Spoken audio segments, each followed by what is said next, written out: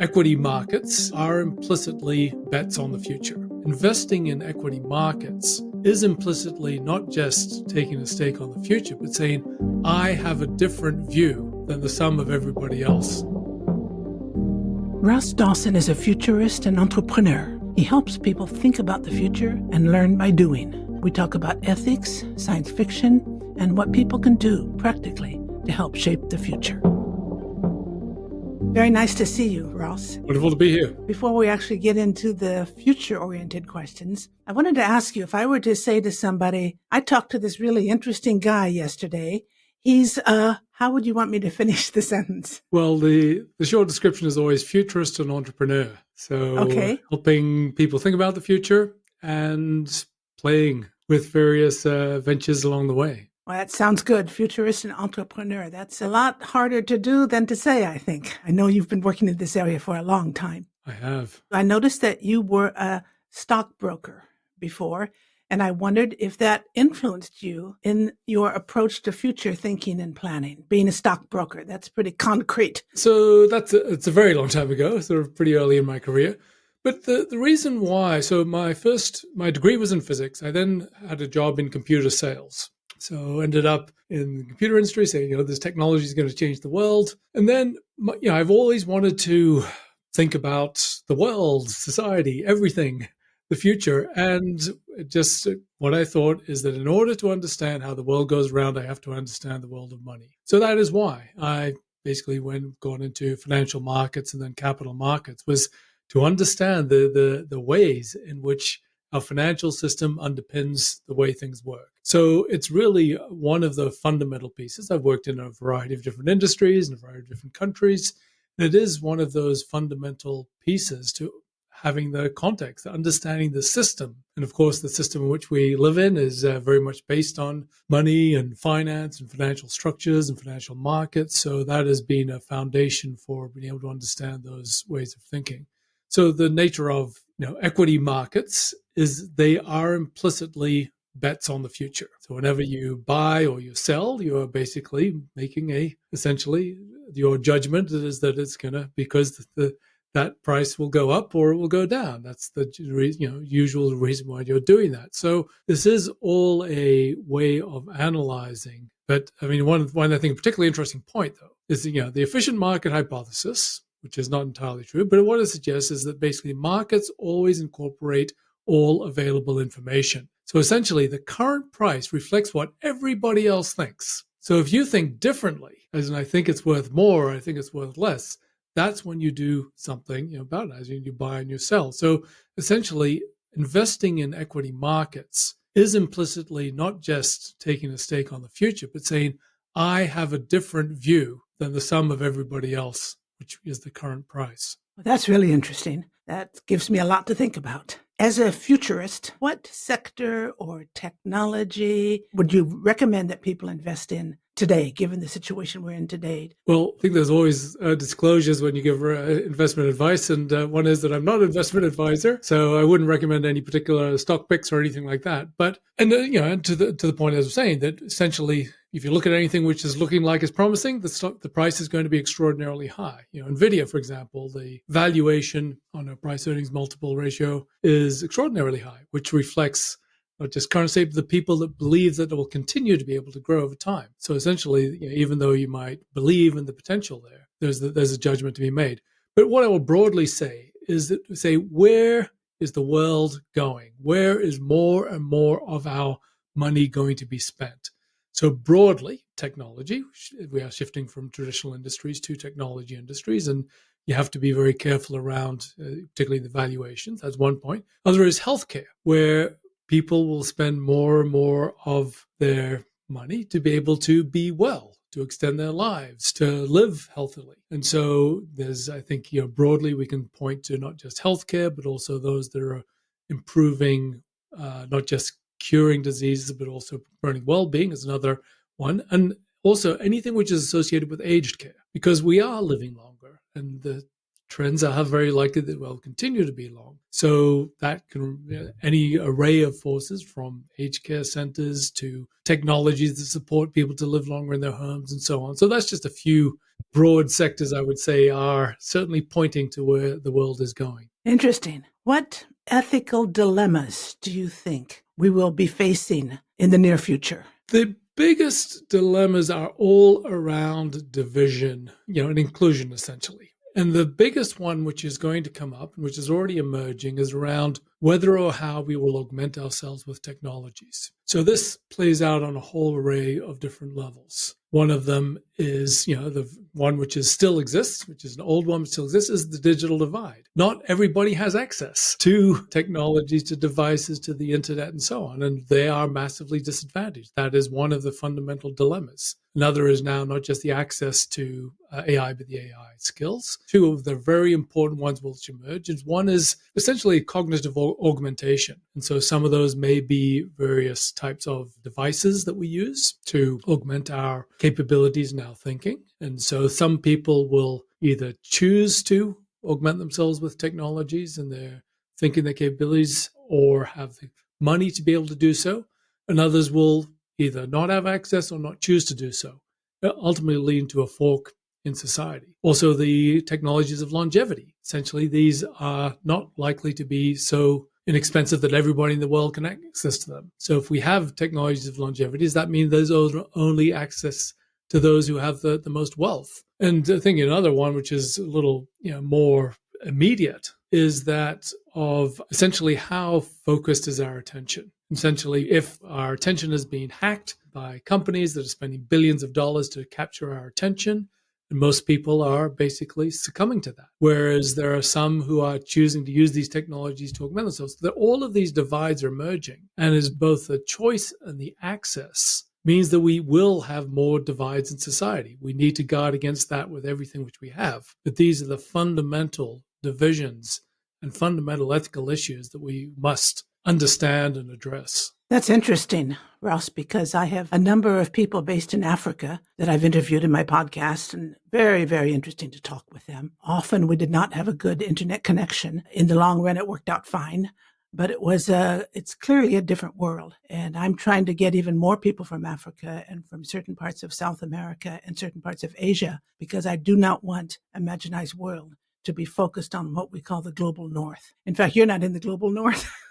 Well, I live in a developed country, and I'm very fortunate for that. But no, I absolutely agree with you. We have to guard against these. And, Africa is a place of extraordinary potential for many reasons, including the talent of the people, because of their desire to grow from where they are to and seeing the potential. Yeah. And now having tools of amplification. So the attitudes to AI in Africa are very different than, for example, in Western Europe, because they say, well, let's not worry about the details. These are things that can make us healthier, that can make us better, can support our societies and economies. So it's a very different frame. Have you worked in Africa or worked with people in Africa? I've had clients in South Africa, so I've been there a number of times. I've visited other parts of the continent, but it is one of the big gaps as I've traveled extensively around the world, and I've only really touched a few pieces of Africa briefly, and I am keen to spend more time there and understand more and to be part of that journey. When people think about the future or talk about the future, what do many of them get wrong? That it's predestined. I think it's kind of like this distinction between saying what's going to happen as opposed to saying what can I do to create the future I want. And that's most people are saying they're going to the futurists or the analysts and so on and say what's going to happen. And the reality is the future doesn't just happen; it is created. And it's not just created by an individual, it's created, collectively by the sum of us, and it's, in complex systems. But we all play a part in that. And if we think about the futures of planet, of society, or even, down to our family or community, these are all things which we participate on. So I think there's this very simple framing as we must be thinking about how it is we create the future, understanding that it is always in process of being created. All of us are participating in doing that. And we shouldn't be asking so much what is going to happen, because that is deeply unforeseeable, but more what are the things that I can do, or what are the things that I'm doing, which might shift that future one way or another. That's really interesting, Ross. That is the whole heart of my podcast. The motto is how to shape the future before it shapes us. You just described it extremely well. What can an ordinary person do to help shape the future? Just an ordinary person. Well, I do believe this, the like the very fundamentals of, smiling to people when you pass them. This is already shaping the future. I mean, just get this ripple effect, you of just the more you push out the positive energy, that amplifies itself. Imagine, you're passing somebody in the street and you smile at them and they feel a bit better and they're nicer to other people in turn. And so on. I just think, that's one very simple thing we can do, is that in all of our interactions, we encourage, and support a positive attitude.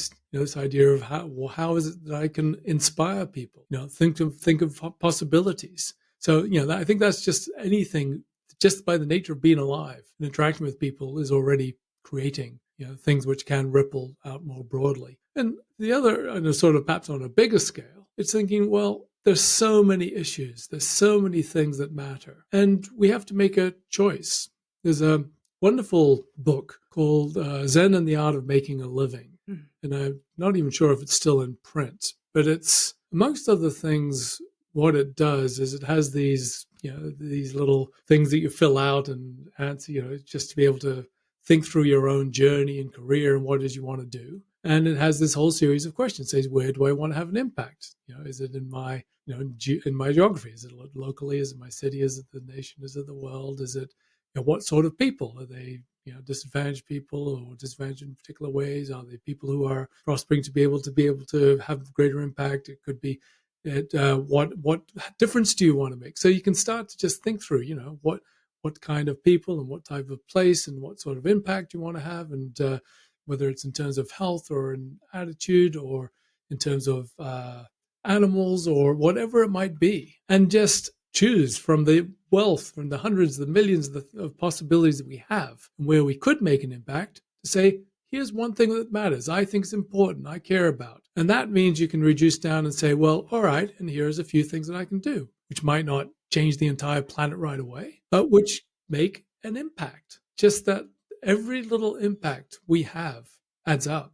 So I don't think we need to aspire to change the world. I mean, we can certainly, it's not wrong if you do and you want to try to do that. But I think it's also absolutely equally valid to have just a very specific and even very small positive impact. And that can be your purpose. Nice. That's very encouraging. I think people who listen to our conversation will find that interesting. Russ, do you read science fiction? Yes. Well, I grew up, my teens were basically immersed in science fiction. I read everything I could possibly find. And any particular authors you recommend that people read? Well, two which have certainly stayed with me, which are very well known, and I think are William Gibson and Neil Stephenson. And so they are now very widely read. And so I read their critical books, Neuromancer and Snow Crash, decades ago, when they, just soon after they came out. They were formative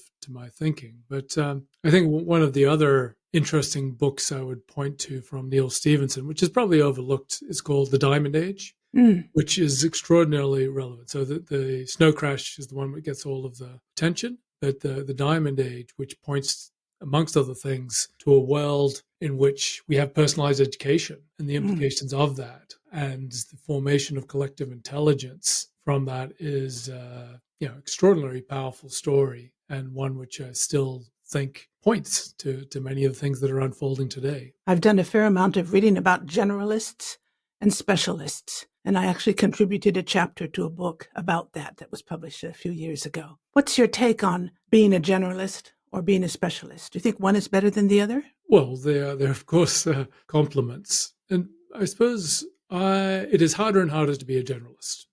So there are actually some interesting shifts at the moment, but certainly historically, basically, as knowledge accumulates, we need to be more and more specialists. We need to have deeper and deeper knowledge in order to be distinctive.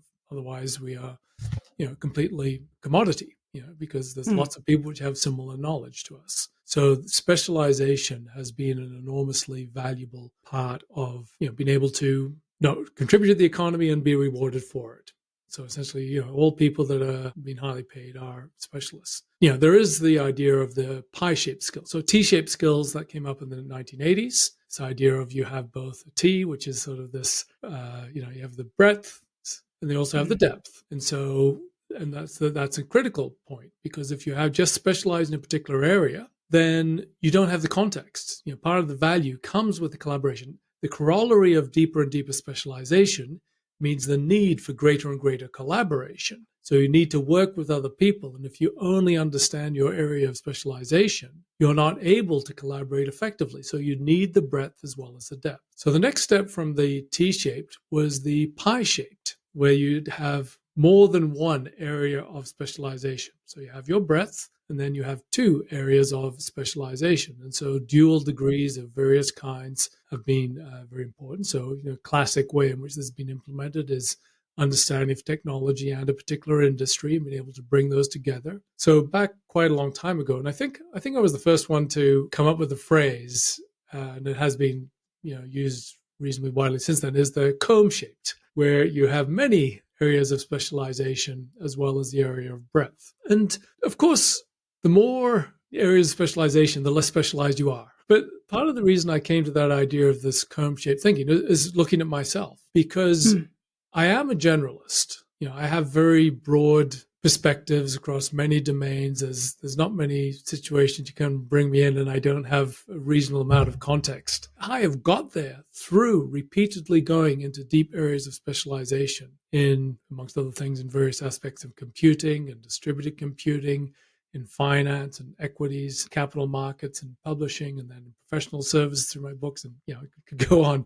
And each of these, I dove quite deep. And so that meant that this ability to build this generalization has to be based on specialization. So now when people talk about being a generalist or a specialist, you can't be a generalist unless you have depth somewhere along the way. You don't have that context. You don't have the grounding to be able to pull together ideas across multiple domains. So now it's a very interesting time, and many people are pointing to now how generative AI is shifting that domain, because you can access specialist knowledge immediately. You can say, well, now these are competing with PhDs and the large language models and what the types of quality response you get. So you don't need to necessarily find a human expert. You can say, I want to find out of this particular thing, to find some context, and as long as it doesn't hallucinate too much, you get some decent answers. So this changes the nature of that dynamic between the generalist and the specialist. And I think we're still observing and understanding how that's unfolding today. But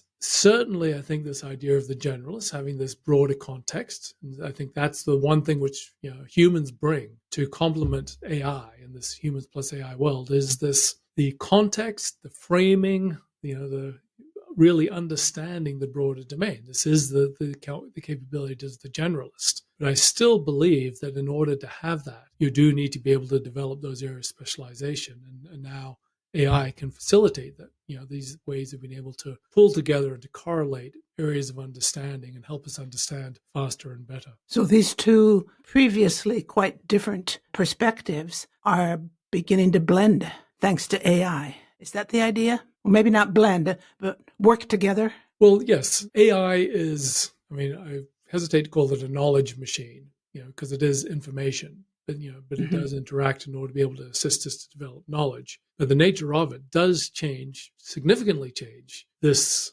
balance or trade-off or interaction between being the generalist and the specialist. And it does change what is most valued in those interactions, where the generalist skills are basically being made more important. But again, we can't have those generalist skills without being through journeys of depth in particular domains along the way in our own journey of developing that context. Right. How do you see your own work evolving over the next, say, 10 years or so? So I've worked with, looked at AI and its impact on people and work and organization, society for a very long time.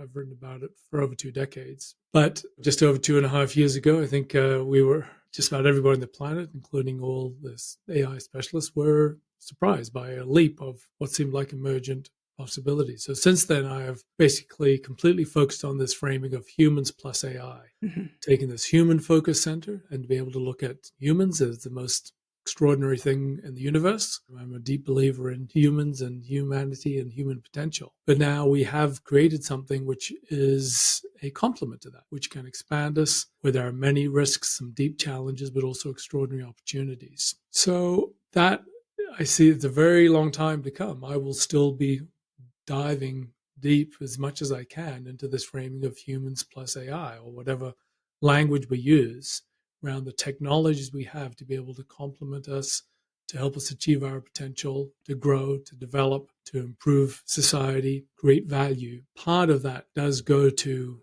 this, what I alluded to earlier around these technologies of augmentation and making them accessible to many, not just in terms of giving people access, but giving people the skills or the attitudes which will enable them to do that. So I see that there's, and I suppose the part of my journey. So I said at the very beginning, I'm a futurist and entrepreneur. And the essence of that is that I learn by doing. So part of what gives me my ability to be an effective futurist and working with boards and executive teams and organizations to think about the future is that I'm not just, reading things and looking around. I am actually actively doing projects, learning about the technologies, understanding the ways they interact, seeing the way markets unfold. And so that journey of the next 10 to 15 years is not just the thinking about, but also the doing of trying these tools, working with them, helping others to work with them, to be able to build communities. So I have the Humans plus AI Explorers community, which is a big focus for me, where people can learn alongside others. I joined it, Ross, because I heard about it.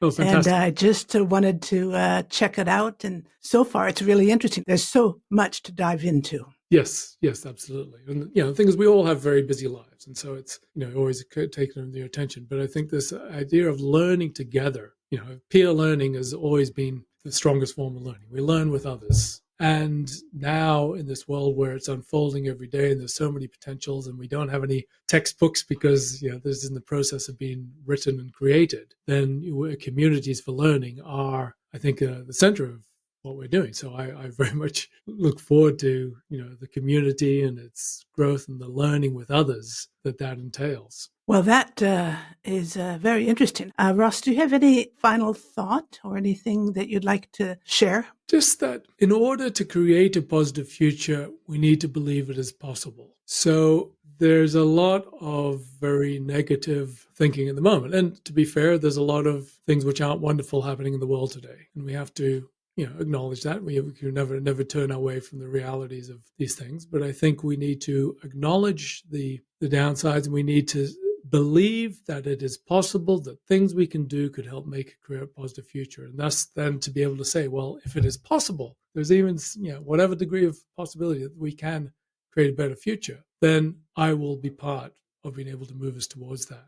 I think that's a fundamental thing we need to think about. And I would, also just invite anybody who's interested to look at the Humans Plus AI community. So just search for Humans Plus AI or humansplus.ai. We'll find it. And as part of that journey of creating a positive future, we're in a world where AI is augmenting human capabilities. And I'll put a link to it to make it easy for people to find it. Ross, I want to thank you very much for your time today and hope to see you again soon. Indeed. It's been a real pleasure.